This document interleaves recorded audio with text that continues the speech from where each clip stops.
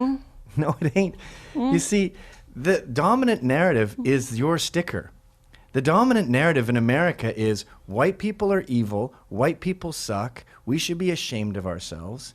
And I don't think we should be ashamed of ourselves. I think that we should take responsibility for the system that we've created. The best system in the world?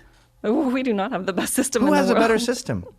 There are many European countries that are much better off than us. Oh, you mean like the European countries with a higher density of whites, like Northern Europe? That's one way to phrase it, I guess. You don't mean Turkey. No. You don't mean Eastern Europe No. with the communists. So the only time you can come up with a system that's better than America, it's a country that's more white than America. I don't understand. I don't know what to say to that. So, Like, I just want to know where the data is that supports this universe of white supremacy. Is it because whites are doing well? that makes it sound like whites are doing well because they earned it and they did all the right things, rather than we've built this country on a system for hundreds of years that allows whites to do well. We have generations that have supported our success, and we have taken away support from communities of color. So that is why communities of color are not doing well in America. It's not because white people are doing so well for themselves. We're just such a great people. I mean, I'm not...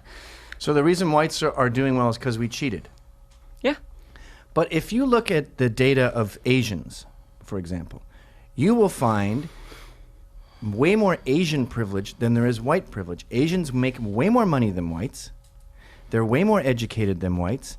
They are less likely to experience any kind of crime than whites are. They're less likely to die at work than whites are. I mean, the list goes on. Yeah, they suffer from a different sort of racial stereotyping.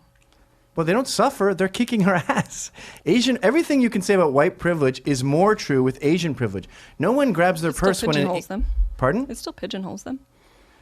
Pigeonholes them as successful? I don't think anyone minds being pigeonholed like that. Hey, Mr. Successful, why don't you go drive a nice car? It's not near as harmful as how black folks are stereotyped, certainly. Okay, so why don't you start at the top then, and let's try to dismantle Asian privilege. Asian privilege, I wouldn't call it Asian privilege. Well, it fits all the criteria of white male privilege. What do you mean by that?